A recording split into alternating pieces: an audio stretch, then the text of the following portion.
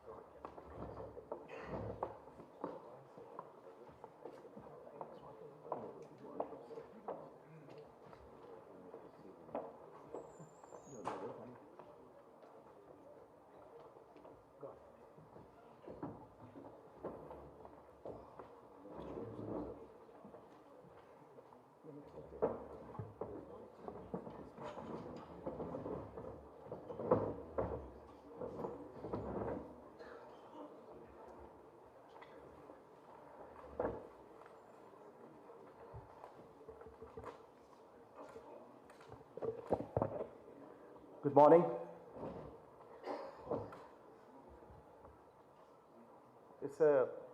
I find it a little awkward predicament in midst of this very august gathering and moderating it. But it's also a profound privilege for me. But there cannot be a better or more august panelist on the stage to discuss this topic.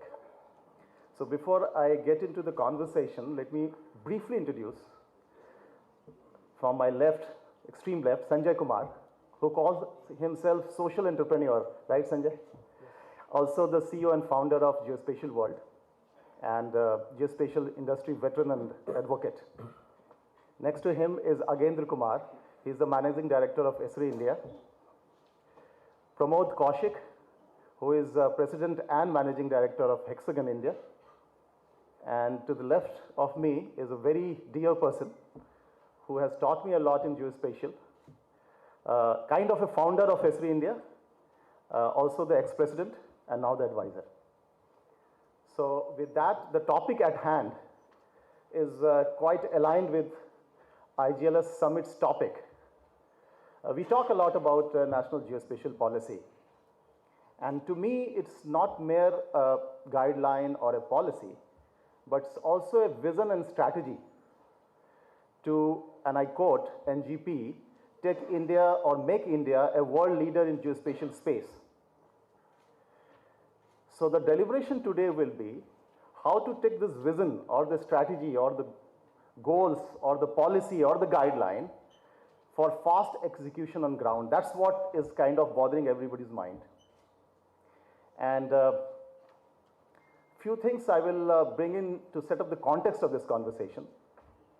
That the policy talks about creating a framework, a national framework to march forward with our aspiration of enhancing and contributing to the digital economy at first.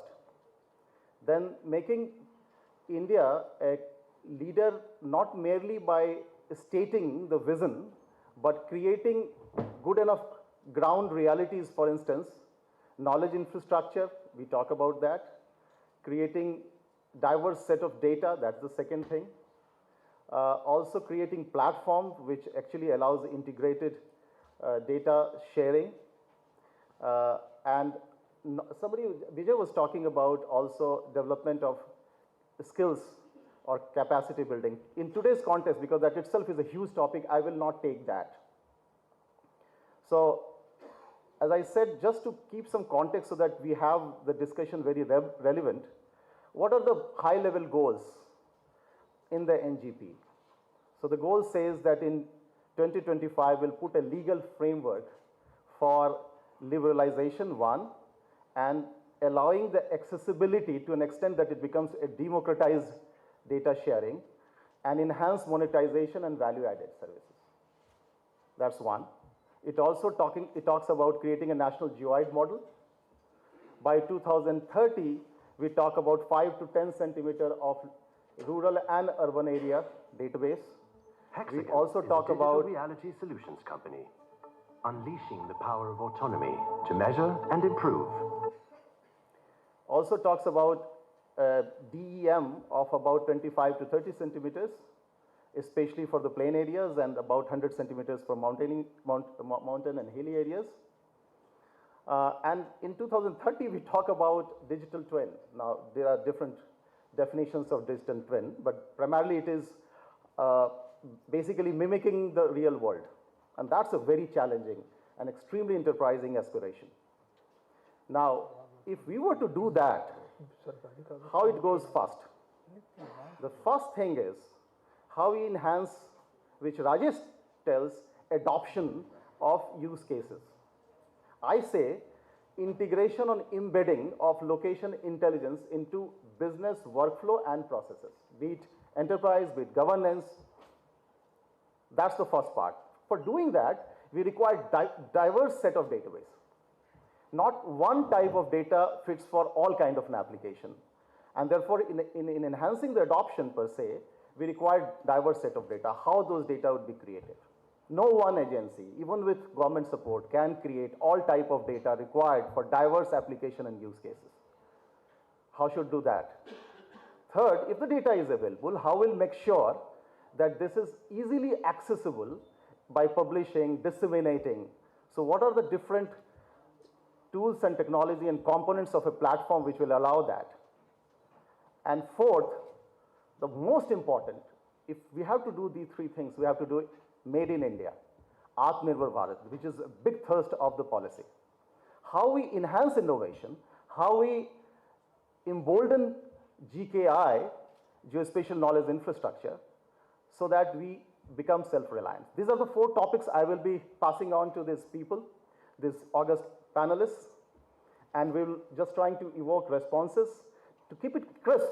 And what will be the outcome of this conversation? We'll try to jot down, summarize the observations, the thought that is shared by the people who have been in the industry forever, and then try to kind of share that with all the stakeholders to kind of see as to how we all galvanize it together. So I will start with Rajesh first. How do you see adoption increasing? To, as you said, put it in simple English. Simple English, thank you. Yeah. Thank you very much, and thanks AGI for inviting me to this August gathering and this panel. Coming to the question, Nikhil, let me set the context for the discussion. If you look at how GIS usage in India and elsewhere in the world, for that matter, has evolved over the last few decades, 3 or more. We started with data creation. So the applications of GIS were around digitization, mapping, data development, and what you talked about. And therefore, even in our country, the early adopters, if you will, were mapping agencies, Survey of India, Geological Survey, NIC, ISRO, and the likes. The focus was on building the data. From there, the next logical step would be applications. And some of the early applications were around visualization, be it natural resource management, disaster management, urban mapping, and so on. Focus was on visualization and getting information out of that process, leading to decisions. From there, we moved on to analytics, analyzing, taking a deep dive into the data, establishing spatial correlations, the cause and the effect, spatial modeling, and so on and so forth. Basically, extracting knowledge out of the vast amount of data that's available, leading to more informed decision making. And the fourth, and probably the most exciting stage to me, is embedding location intelligence into business process workflows, where GIS starts becoming one of the driving forces to run business processes, be it corporations, government, or any other institution. It's already happening to an extent, but a lot more needs to happen. Today, we find it happening in, for instance, utilities, where GIS is getting integrated with a number of other workflows, outage management, distribution management, CRM, network planning and design, operations, and so on and so forth. Also, in some of the urban areas, urban local bodies are integrating data coming from different sources and driving various business processes. GMDA is a good example, where they have integrated various workflows within the city into a GIS framework. However, I think a lot more needs to be done. The question is how. Some of the key requirements, as I mentioned in the earlier session also, is access to data, data discovery and access to data. And for that, we need geo platforms, we need enterprise GIS, exposing data and services by way of open APIs, which will enable different business processes. In commercial organizations, it would be front-end software, business analytics, and in ESRE we have RGS Online and Business Analyst Online, which are enabling users to access the data and run various business processes. In government, I see a number of such applications. GMDS, of course, is one example. Another example that comes to my mind is NIC implemented a few years ago and is still operational what they call Jan Dhan Darshak. Dr. Vishnu Chandra is sitting right here, and under his leadership, this project was developed, which is enabling every citizen of India to access on a mobile phone location of places where they can perform various financial services, banks, post office, and the likes. So you talked about social benefits. This is a classic example where every member of society can consume location services, and it's a part of the direct benefit transfer application of Government of India under Digital India. It's GIS for financial inclusion, enabling financial processes with location as one of the key parameters. Another example is enabling different state government departments. Rajasthan has taken the leadership in that, where they built state GIS for the state of Rajasthan, providing an enterprise GIS platform, exposing various services to different departments who are consuming this data as part of their business process workflows.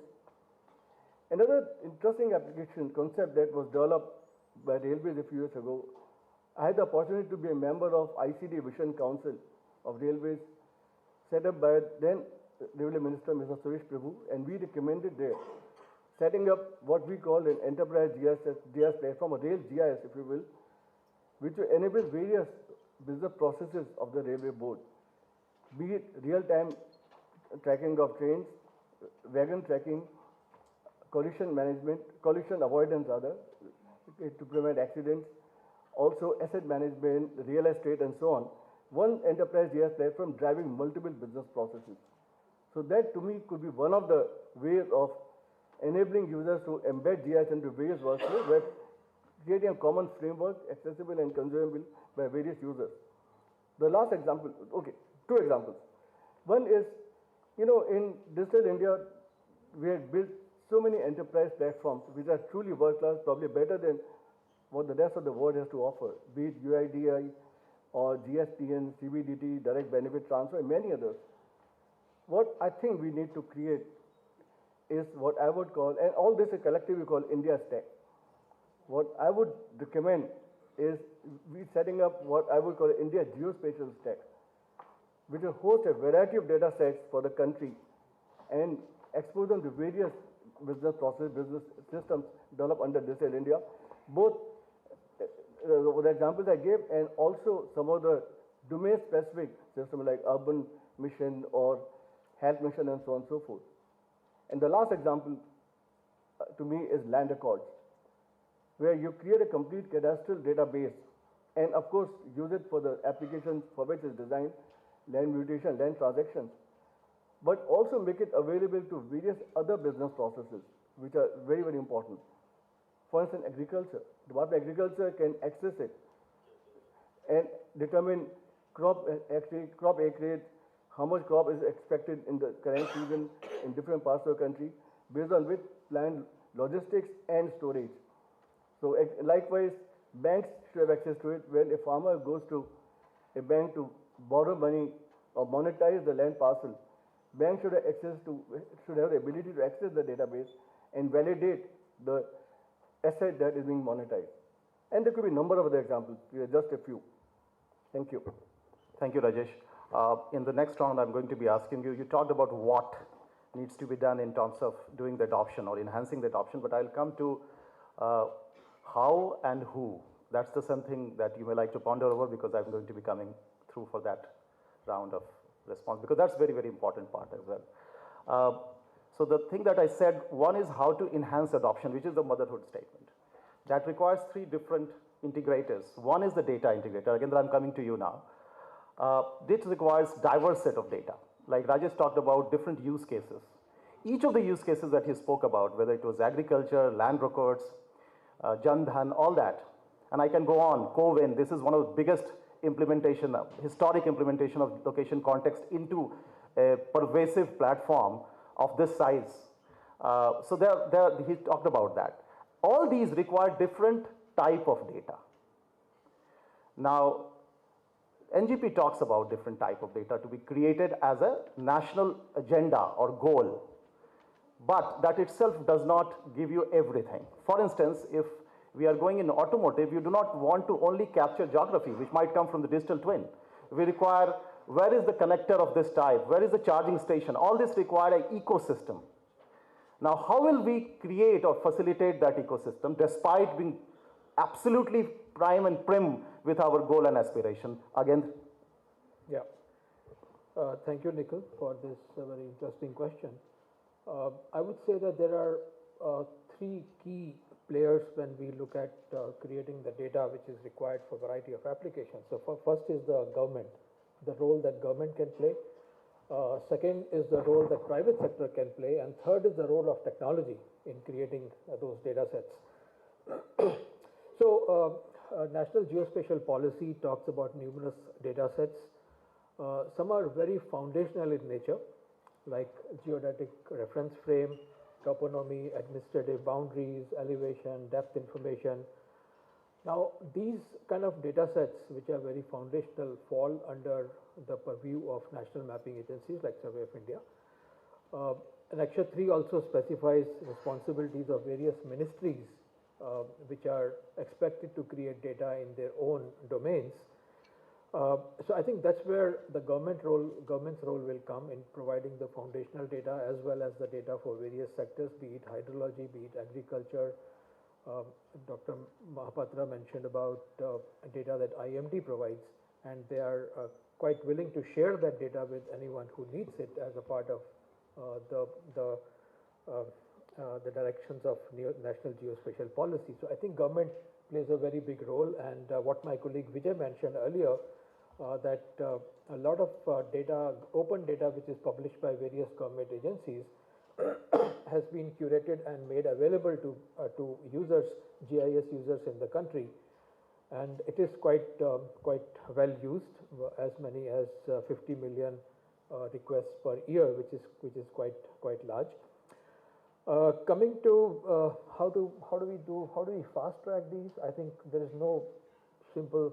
There is nothing can be more simpler than just go ahead and fast track this. Create collaborations, bring in private sector. Bringing in private sector can go a long way, because private sector has a lot of knowledge and experience of doing these kind of things in India as well as in other countries. Like IT is a very large, IT services is a large industry in the country. India is well known for that. Similarly, there are many GIS companies, many companies in India who are working at a global level and providing solutions to mapping agencies in different countries, whether it's UK or other European countries or US or Canada, or electric utilities or land management systems. So there are a number of companies who are working at a global level, and that knowledge and infrastructure, knowledge and I would say the capacity exists in the private sector to support various government initiatives for data creation and otherwise. But having said that, there is a significant amount of data which is available in the country. It's not that there's nothing. So there are a few important actions that I would like to mention here. One is that once we have the data, whether it's today or in future, As per the directions of the policy, a geospatial knowledge infrastructure becomes very important because this data should be made available to users so that they can use this into the applications that they have where geospatial technologies can be used. So once the data is available, users can plan to consume it, or users can come up with their requirements that, okay, this is the application which I have in mind, and okay, let me look around for data. If it's not available, make a request and try to bring that data together. And that, because that will help in creating the workflows and grow the adoption and also grow the community of users of geospatial domain as such. The third important part which I mentioned is the role of technology. This will be key here. Technology can help in expediting data creation and also making the data available to the users through data portals, web services, APIs. There are many ways today, and all are very popular and easy to make it easy to consume the data which is available. We also talk a lot about geo AI and machine learning. These can also help in expediting the data creation. Industry can also play a large role here, and in terms of creating the data and keeping it updated. Updation of data is also an important task because it has a limited life. If you invest in satellite imagery today, you may have to invest it again after some time. Similarly, if you collect some data today, if you don't continuously update it, its value will come down. So defining the updation schedule of different kind of data sets and looking for more data which is available or which is required and creating that. So data creation is a journey. So it happens over a period of time. There is no real end. As we move on, there will be new requirements coming up. There will be new data published by agencies. There's new methods of expediting the data creation. So I think we can all collaborate and work together. And data created by one user can also be useful for many other users. So I think sharing becomes very important. That's all I have. Thanks again. Yeah, so the 3D of the data that I was just thinking when you were talking is dynamic in nature. As you rightly said, something we buy today may not have the same significance and value tomorrow. The second is durability. How do we create something in a process so that it remains or it keeps its significance for a long time? And third is its diligence, which might come from the self-healing process. You talk about geo AI.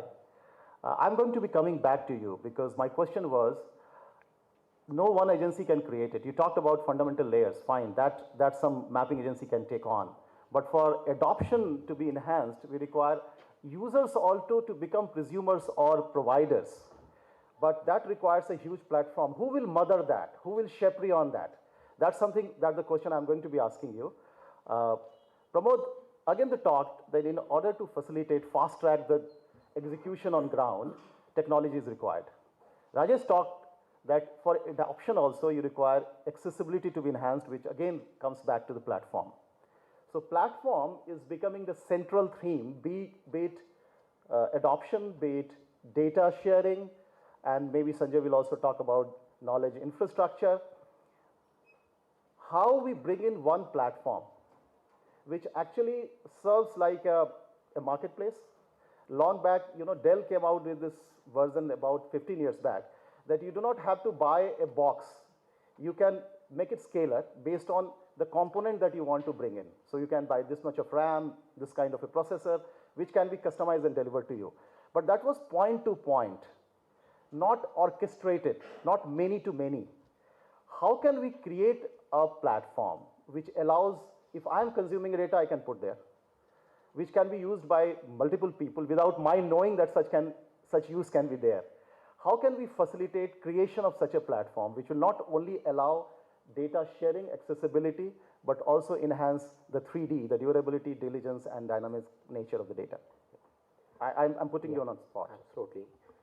I think Mr. Mathur spoke about the adaptability, as you rightly said, you summarized it well. Then Agindra spoke about creating the data. And you rightly said the question is that how do we make that platform? The question is there are a lot of fundamental things which are there in terms of how do we create that platform? First and foremost would be the data storage. And the data storage, when we are talking about, it's so very important that the humongous amount of data can be stored for a large country like India, and that platform has to have this capacity of holding such a data, and not only for only some of the national mapping agencies, there are multiple mapping agencies in the country, but also as well as the other users who would like to innovate, who would like to develop their applications, the startups, the entrepreneurs. One positive point I want to tell to entire this gathering is that there are platforms available today globally. And can we do in the country? Answer is yes. So first and foremost, that when you take the point cloud data, very large data sets, it has to be broken into smaller data sets, which can be actually used by the people and by anyone who would like to just have an access. So first and foremost, the capacity of holding such a data, like if Survey of India wants to have the present data, there are cloud native applications which are available today. You can host the entire data as we talk. That's one. And any type of data sets, geospatial data set can be stored, and it can be then disseminated as well. So only point is we need to look at around, find that which are the, I would say, agencies providing this type of native cloud applications. We can have the cloud in the country, store it over here in the smaller data sets which are useful, can be used by the users, and have this entire integrity of the data which can actually be disseminated. You can give access to the data through the web, through the, I would say, on the cloud, and people can start using that data and start basically monetizing on their applications which they are going to develop after they take this data.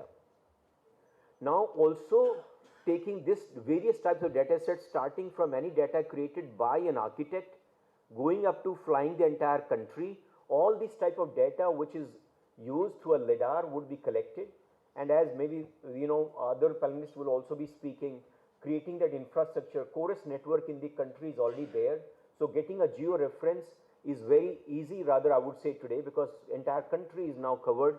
Survey of India launched it some time back, and they also opened this service to all the users. So we have the geo reference, we can fly the country, create the data, take this point cloud data along with the rest of the data, put it there, and there are platforms which you can merge it, you can play with it, you can have the collaboration tools are also there, you can collaborate, and the single source of truth lies into that platform. So some of the things which will have is handling of multiple data formats. That capability has to be there in that format, into that platform. Other piece should be scalable. Today you have smaller data, MRSEC is doing it, other states are doing it, but if they want to scale it, that platform should be able to give the scale. That's the second requirement of this platform what we're talking, and which is available. Third would be the security, very important. The data which is there has to be absolutely secured. People are always worried about cloud just because the security is not maintained. The security part is available. The technologies are going towards that everything on the cloud can be secured. And then also we can absolutely have to see its localization. The localization in the country has to be there. We'll have our own cloud in the country, and can it be done? Answer is yes. And India is taking progress and making strides into the computing power as well. So some of the agencies can come together to see that this is localized in the country. And then of course the user management which I was alluding. The user management is very, very important, because if you're not able to give the access based on the, I would rather say, the security concerns or the usage, and are not able to give the right piece of usage, then it does not make sense. So everything should not be made available to everyone. That's the main point here. And then we go into the collaboration tools, as I was talking. This platform should be able to give the collaboration so that multiple organizations, private or the government, can collaborate and come out with various applications. And of course then it's very, very important that storage has to be integrated, and it should be safe and in the country. So these are some of the points in terms of having a platform. Some of these, I would say, key factors we need to keep in mind. Thank you, Pramod. You talked about dissemination, storage, collaborative framework, technology already in place, secure cloud, security, everything you spoke about. How would that be done is the question. Again, That's not what is what we are discussing. That is how we are discussing and who will be doing that. I'm going to be coming back because NGP talks about something that you alluded to, which is NGDR, National Geospatial Data Repository. The second is, I'm getting from him, is it NGDR? Registry, okay. Yeah, not repository, it is registry. So, and the second is Unified Geospatial Interface, UGI. Rajesh, you talked about adoption requires APIs. So these are already factored in. So what part is very nicely accentuated in the document? I'm going to be coming, who will be doing that? And for that to happen, a lot of self-reliance is required. You cannot always borrow technology from outside, which is, of course, we'll be doing it, but there is a big thirst on self-reliance. Atmanirbhar is happening everywhere. Why not in geospatial sector? So that's something that we need to talk about. And Sanjay, my question to you now coming through. You are a big proponent and advocate of geospatial knowledge infrastructure. In fact, the first time I heard this phrase, it came from you only. I will extend it, not only a knowledge infrastructure, but also asset infrastructure. So almost similar things. How will we get self-reliance using knowledge infrastructure, asset infrastructure, be it incubation, be it innovation, call whatever you call it? How would we achieve that?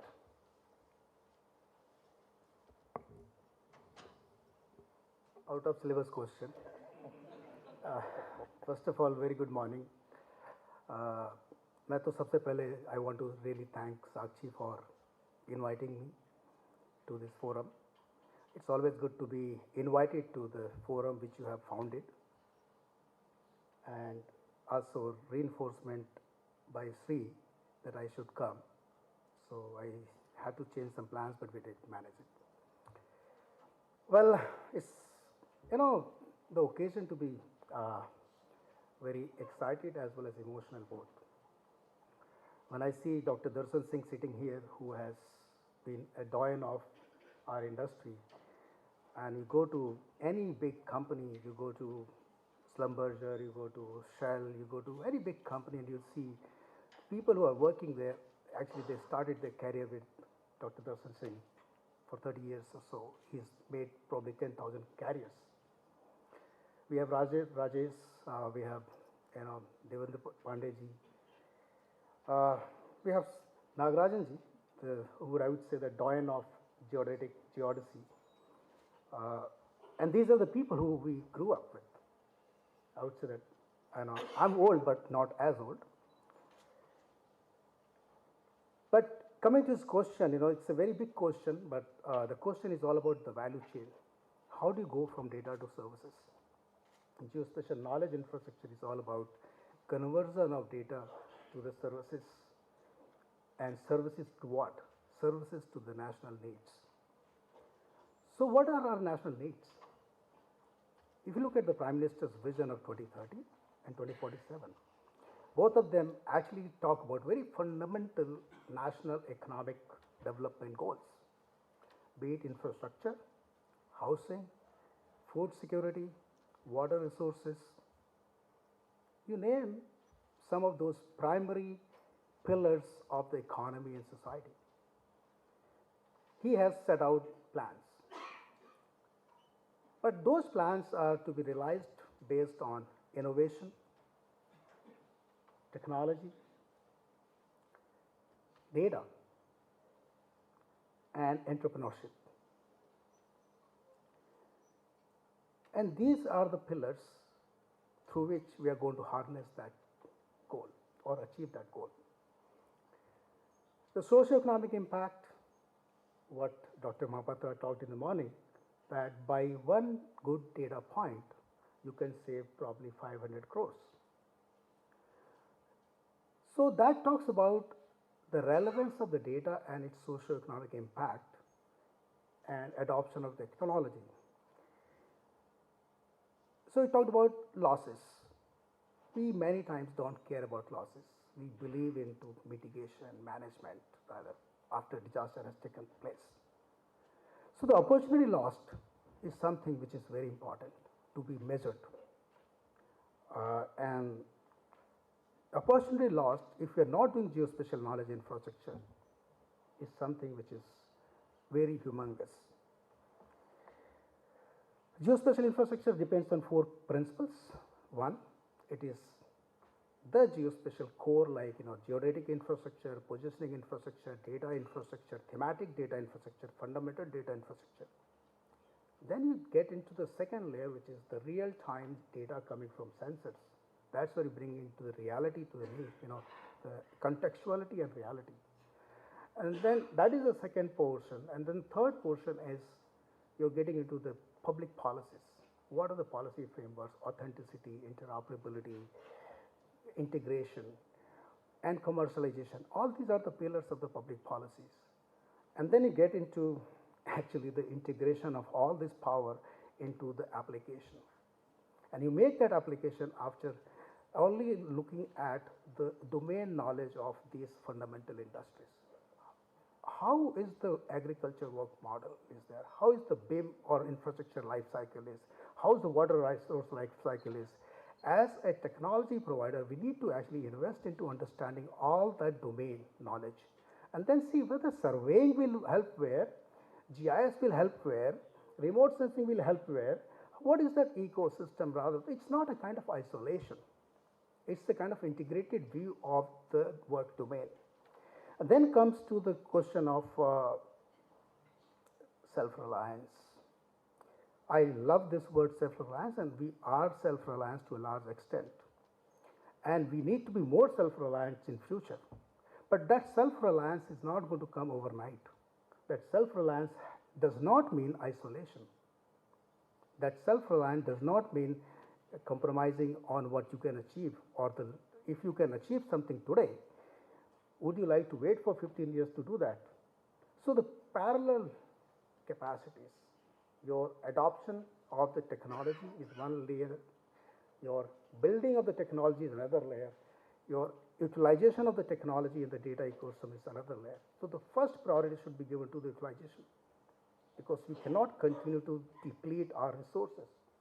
Second priority should be given to the solutions, or rather I would say that the industrial development or industrialization. And then in that process you'll build a lot of technology stacks along with you, and then we're looking at the whole infrastructure. Knowledge infrastructure is basically, as I said, conversion of data ecosystem into the services to the nation. That's whole value chain. So I would say that we are pretty much in that direction. I meet a lot of youngsters. I've been to traveling and meeting startups. Imagine the amount of technology they are developing. They may not be developing like the big products, but they are developing a lot of technologies. They are developing. They are not actually service is not a bad thing, but it's at the bottom of the pyramid. Services, solutions, system integration, products. That's how the whole pyramid is made. But they're starting from there, and then in the process they're coming to the solutions. So that's a reverse journey which those youngsters have started, and I see a lot of that here. So in my opinion, I would say one more minute is that government has done a lot. I must acknowledge that the government has done a lot. And the entire implementation of the policy will take its own sweet and rightly so corrective time. We have to look at, it's not overnight affair. One more minute, Please go ahead.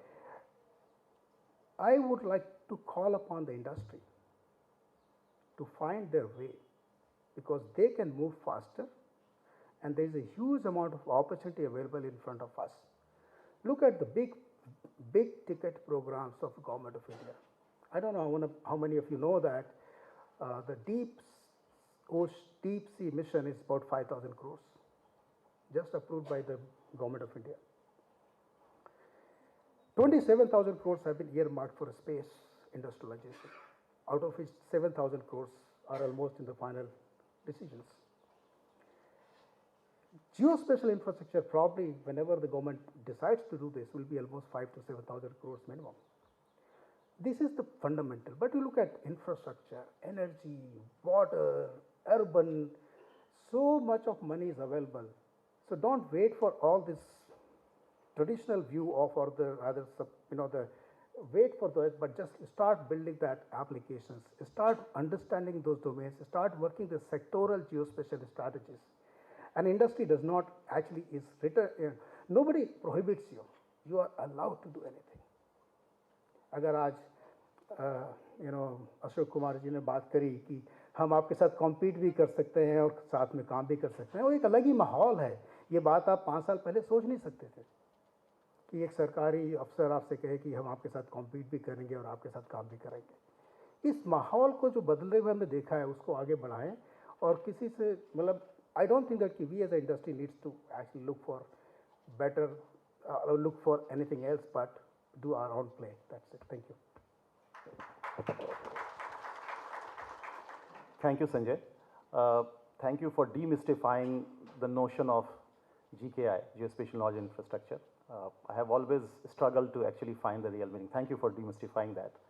To say that it is the technology and data getting into converting into services for the nation, good, very nice. But I'll not let you off the hook by giving me this whole enormous good words that this is a huge opportunity and all that. No. And well taken that we cannot recreate wheel because it might lose out on time. But we need to again bring back to the topic of how we'll become self-reliant. I'm not going to let you off the hook. I'm going to be coming back on that. Whether through innovation, through incubation, you talked about so many youngsters coming out with enormous technology, how we encourage them to be contributing to the development of self-reliance. I'm going to be coming back. Rajesh, coming back to you. On the first question, you talked about how workflow and work processes integration with location context data is going to enhance the usability and adoption. And to just give you a balance so that we are very concise in our conversation, one is the platform that we all spoke about. So for any use cases to be driven, you have to be compelling. If I just go and reach out, people say, you use geospatial, they will not be using it. We need to be compelling. One, we need to provide that easy access of data given. We also somehow give them template. Because the full scaling will only happen with template. The pilot can happen with some small use cases, but unless we show them the template, that will not fast forward. Which are the sector where you think is left behind, can really mainstream, and what kind of template we can provide, and where can we provide that template? Another auto syllabus question. Okay. All the same, the how part is always difficult. It's very easy to preach than to give a plan. Anyway, I think what first we need to understand is what are the challenges users face if they want to adopt geospatial technology in their business. Dr. Mahapatra talked about it briefly in the morning. To me, there are 3 or 4 key challenges, and I've been in this industry for 30 plus years, interacted with so many users from different domains. Now, the first challenge is data discovery. For the work they want to do, they need some data. They don't know what data is available. They don't know where is it available. They don't know how to access it, technically and commercially. So that's challenge 1. Second is ability to build solutions, ability to build applications around the data to consume it by way of a service. That's the second challenge. Third is enablement of users, both in the government and private sector, evangelizing geospatial.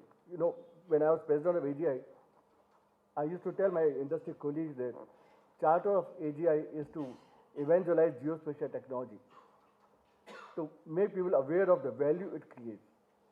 And to me, that's a very high priority activity for all the stakeholders to make business process owners in organization understand. A DFO in a forest department, department head for property tax in a municipal corporation, somebody running disaster management, disaster response services and so on. We have to make them realize the value geospatial can bring to them, and so that's the kind of capacity building we need to do, the user capacity building. And also the creators, the enablers, the technical people, enablement of them as well, in terms of how do we build solution, how do we configure, and so on. Now, having done that, what is the right kind of business model that one can create to make it happen. There are 3 or 4 key stakeholders. One, of course, would be government, both government as data creators and government as data consumers. So both mapping agencies and the user organizations. Second would be private sector, again both as creators and as consumers. Third would be, and it was talked about by Sanjay earlier, startups. And that's a very vibrant community, full of energy, always willing to think out of the box. They should be encouraged to build new applications, new solutions to solve specific problems that the user may be facing. And last but not the least, academia for capacity building and building the trained resources who will make all this happen. Now, the first part, we talked about the challenges users face. I think a lot of that is being addressed through NGP 22. For instance, data sharing, data collaboration. One of the big issues that our users often face is data is available. They know where it's available, but they don't have a way of accessing it because the policy framework didn't allow it. Today it does. In fact, it mandates data sharing and data collaboration, unlocking the database lying in the vaults of user organizations. For data discovery, you mentioned earlier NGDR, National Geospatial Data Registry, which helps you in knowing what is available where, the metadata and so on. I have only one comment on that, and Survey General is here, so I would like to draw his attention to it. That participation, publishing metadata on NGDR, I think is voluntary. It cannot be voluntary. It should be mandated. Everybody, to start with mapping agencies, then other agencies, government and private sector, must be mandated to publish metadata on the NGDR platform. It's only metadata. They just want to know what's available and where, on what terms. It can't be voluntary. The third would be the application development, solution building. So there we have to energize the startup community. And see, startups will invest in technology development, solution building, if they see a business opportunity. And that happens when the users are aware, when users know what it is there. And also different business models will emerge. One business model would be data services which are hosted by the government organizations. And that can be done in a public-private partnership both. In my view, foundation data has to be created by the government because there may not be an effective rate of return on the investment, land accords, property tax and all that. There may be very few transactions over a 10 or 20 year period. So the foundation data has to be, for that government has to make the investment. Private sector can come in to deliver services on a revenue sharing model. There are certain areas where there is recurring revenue like property tax, where private sector should be encouraged to make the investment in the infrastructure and data creation also, and share the earnings with the government in a PPP mode. But in many other areas where we don't see recurring revenue, government may have to make the investment in the core infrastructure, the data and everything else. For commercial users, for others, the private sector, and even government users for that matter, private sector is also required to make investment in a big way in terms of infrastructure, geo platforms, open APIs, ability to integrate applications, user applications, and so on. And coming to and of course templates, I think I used the word template earlier. Configurable template, not customizable, configurable templates. Coming to which are the priority sectors, to me there are two. One is agriculture and second is land accords. I think, and they are interrelated in a way. I think in agriculture, and right now, agriculture, we have an agrarian crisis aggravated by the farmers' protests and so on. Honorable Prime Minister had made a statement a few years ago that in a certain period, farmers' incomes can be doubled. I think it's possible. Someone told me that by 10% increase in productivity, you can double the farmer's income. And it's been proven, and there are at least 2 success stories in India, where using GIS, IoT and other technologies, you can increase crop output by at least 10%. There are success story papers have been published on that. So it's possible. Now we have to make it happen at scale. That's again something which should be high productivity. Land record, because I mean, I don't have to justify it, everyone knows it. So to me, these are the top two sectors where we had to configure the whole ecosystem from investment and dedication to service delivery and all, and create solutions, and startups have a big role to play in creating applications. So here's my 2-bit. Thank you, Rajesh. Thank you very much. Sachi, I hope you are taking note because we may like to publish it. I mean, we will not get such a chance of having such a great ideas coming through in a very concise and crisp manner. Thank you, Rajesh. Thanks a lot. You talked about agriculture and land records. Sanjay has to go somewhere, so I'm coming to you, Sanjay, first. These two sectors, how we enhance our contribution, our country's contribution. These are two sectors which are grounded sectors, agriculture on ground, land records on ground, right? And Rajesh already talked about, high inefficiency, 60% of people working on the field with only 18% of output of GDP. Huge mismatch. Also in terms of more crop per drop is our national aspiration. On land records, by just creating a good ownership data, we are minimizing the court cases, which is about more than 60% court cases are based on this cadastre alone. In these two sectors, the manner in which drone initiative was taken by government, and I see people who are the forefathers of that, government actually gave huge, I will say, relief to the local players. If you see the drone policy itself, can we have a macrocosm of that into agriculture and land records? You say, let's not reinvent the wheel, fine, I take your point. But in these two grounded sectors, can we have something which is purely self-reliant? And how? You're actually asking for a very big questions, but let me just say this. See, land is an economy or land economy. Have we actually realized that? No. The moment you look at land as an economy and make those policy reforms which can consider the rural land as economic asset, that will be in the economy. So huge amount of money will come into the economy, or the value will come to the economy. And that land can be only economic asset if you have a very high precision land administration. So do we have that political will to touch that? So unless you touch the land administration, which is a very, very sensitive topic, and for a country like us, where so much of nexus is there on the ground, land administration is not going to be so easy. It needs really kind of demonetization. It would need some kind of demonetization plan for land reforms, where you take that. So self-reliance, the technology can only help. Technology cannot change that policy.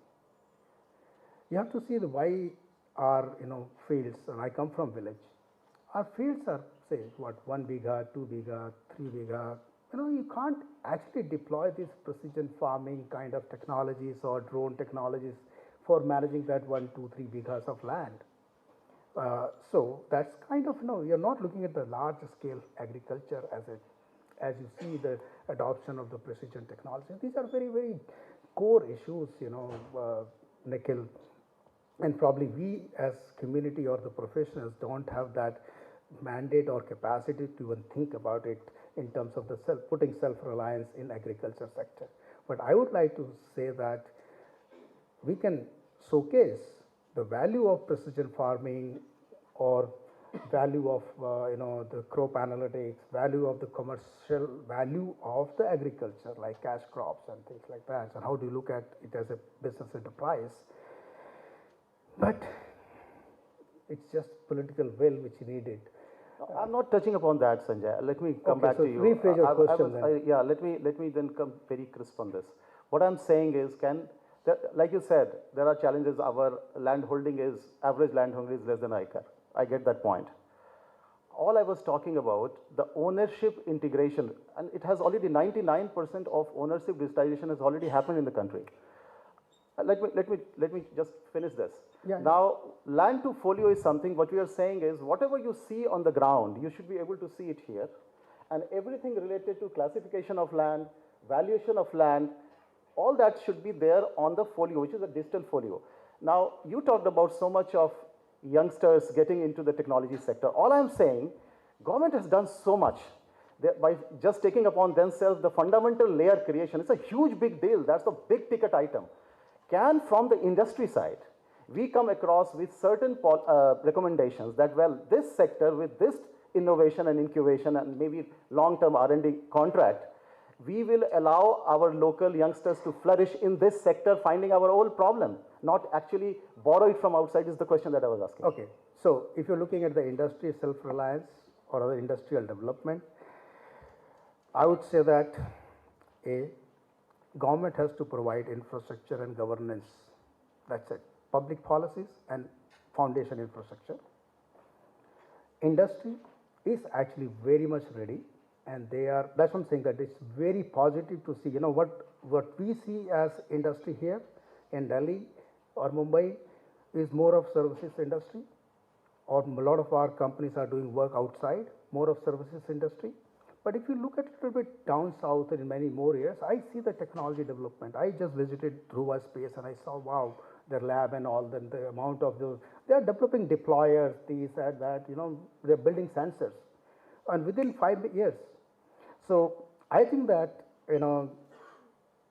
I would say that, again, it may be exaggerating. Geospatial industry in India is more self-reliant than IT industry of India. I'm sorry to say this.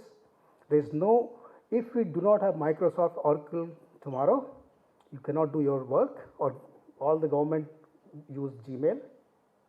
Whereas if we do not have GPS running, we have IRNSS in India. If we do not have a software running, we have some basic software running in India. If we do not have, the data provided, you have some on the ground terrestrial infrastructure. Our industry is more self-reliant than IT industry. I would like to say that is why it has actually survived the whole hostility of the public policies in the past. And it has still done a lot of work. All the infrastructure which you are building, you have built on the maps, whether there was a policy or not. So we as an industry are more self-reliant, I would say that, than the mainstream IT industry. So I think our progression is very fast. Only thing is that, look at a company like us, I'm sorry to boost that, but do you see that it's an Indian, 100% owned Indian company having worked in 35 countries, and even we are now developing and working with the US government to develop their geospatial strategy. We are working with the European governments to develop their geospatial strategy. So why we think that we cannot do it? We are doing it. I think that there is a need of recognition of that talent, and the long-term contract R&Ds are very important. That is where you actually build industry. You don't build industry by just giving them projects. You build industry by setting up. For example, I'll take one more minute. If the say Ministry of Agriculture, it talks about agriculture, comes up with a requirement of 5 years, that in 5 years I'm going to use this much of satellite data as a service. But my condition is this: first 2 years you can supply me data from anywhere. Next 2 years you will supply me 50% data from the Indian satellites or your own satellites. And 5th year you will give me 100% data from your satellite. Then whoever will bid for it will actually inbuilt the cost of R&D, the cost of capacity development, the cost of technology development. Then it will happen. That it will happen. Thank you. Thank you. This is the last part that you spoke of. I was waiting to hear as a solution coming from you. Thank you very much, Sanjay. Thanks a lot. I'm sorry. No worries. I'll come Please. back, but Sanjay has to leave, so thank you. We have only 5 minutes to wrap this up. Again, I am coming to you. NGP also talks about the notion of geospatial enterprise. And that was my question actually initially, because this is diverse set of data, different type of owners, complete different type of prosumers and users. In order, how can we, I will say, aggregate or chaperone in a way that it is, one, from the technology easily accessible, but it is already there at some place people know. Rajesh talked about making metadata mandatory. How would people know, and how can that be done? Sourcing, discovering, all that. Only a minute to you, sorry. I haven't understood the question. So what you're saying is, Where to put all this diverse set of data? One is where should we get this data from? So that could come from, say, if this vertical requires this set of data, this is where we are going to put it. How can we do that? okay, so yeah, talking about data, if we look at PM Gati Shakti as a plan, as a program, a lot of data has been brought together at a common platform. And that data is being shared, it can be consumed by people, it can be put to use in variety of applications. So that's one part. Second part is that there is more data. I mean, as per the geospatial policy, there are data sets which have to be created by various ministries and government departments. So I'm sure they will set up their own small geospatial infrastructure, as Sanjay describes, because that's the infrastructure you need, which is typically a set of hardware or cloud systems or some software or some more technology on that, some data sets, some user involvement. So all that will be set up by them. Now, so we're going to create some islands of data in different ministries and departments. So what it requires is a federated architecture to bring all that data together and bring it to an apex, and also bring together what is being published by NIC or by PM Gati Shakti or by ISRO through Bhuvan. I think all that data can be brought together and consumed by a variety of users in a federated architecture through a centralized portal, which can be, or centralized GKI, which can be set up by a national level government agency, be it Survey of India or someone else, but I think somebody has to take a lead in that. And I think it will definitely call for a very deeper public and, public-private engagement. It cannot be done alone by either of them. It's an ecosystem where government and private sector has been working together in India and elsewhere also for decades. So I think that is required, that marriage of public and private sector is very important. Somewhere it is commercial arrangement, somewhere it is non-commercial arrangement. And also bringing in academia could be important, and all three have to set some standards so that whatever data is created, it follows certain standards and guidelines, so it's easier to use it. And I'm not so technical, but I think if you create data without any standards, then one data set will not talk to the other data set. So I think that's how I would look at it. Thanks. Thank you again. Thanks a lot. Pramod, this is the last question, unless audience has any question. You talked about, again, storage, dissemination. You also talked about course data integrated. How can we create that platform, and how industry can show a way with the help and guidance from the government? Sure. I think this is the time when some of the agencies, especially Survey of India and others, have to come and take lead. Working, I would rather say, I might be repeating, but the fact remains is that there has to be some public-private partnership, because till the time Survey of India or other agency like ISRO, Space Application Centers, they don't come forward and give the legitimacy to the data which is being talked about, it will be very difficult for anyone to say that this data is really having the integrity which is required and a sort of an authentication that this is a correct data. So I think the first and foremost would be looking at very clearly the public and private partnership, in which with the private player, what is in it for him has to be very clearly spelled out over a period of time. Then only someone is going to invest, like any private entity is going to look at. But looking at the fact that if there is a rules of engagement phrase, framed already, and the role of the government as well as the private partners comes through, and some of the technology guidance which can come, that this is the type of technology we want to use, not that we push this for 10-year project, versus we need to do fast, because to leverage the policy which has just come so nicely and everyone has been excited for the past 2 years, we need to see some results. And I think government is looking for it. What's the employment generated? What's the capital coming in?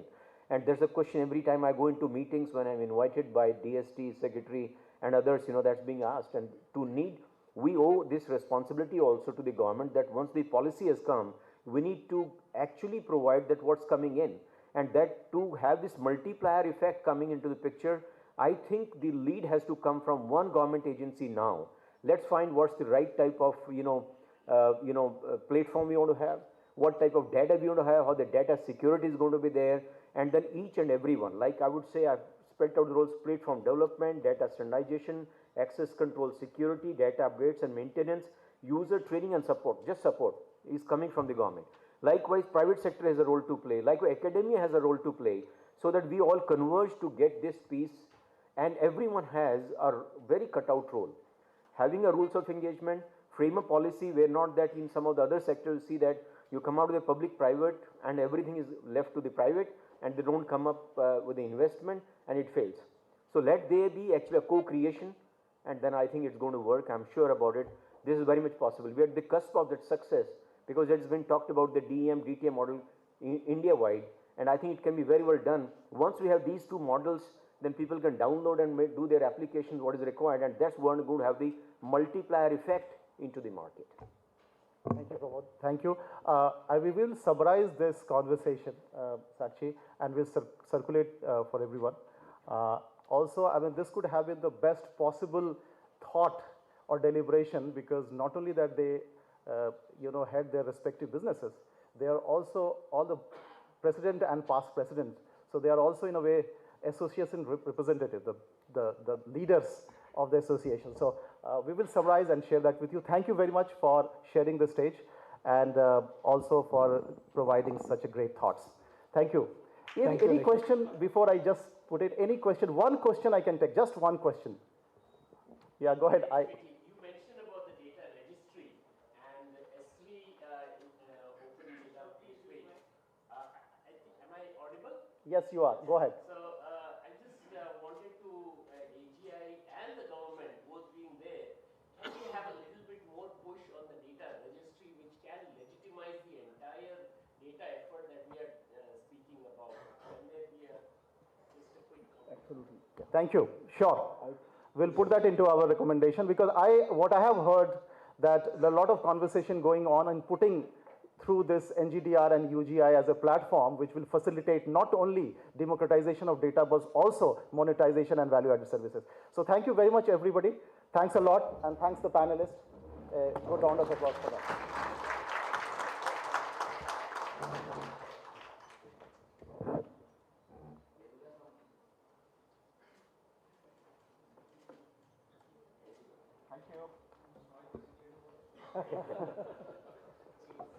He's taken away all of our smiles here.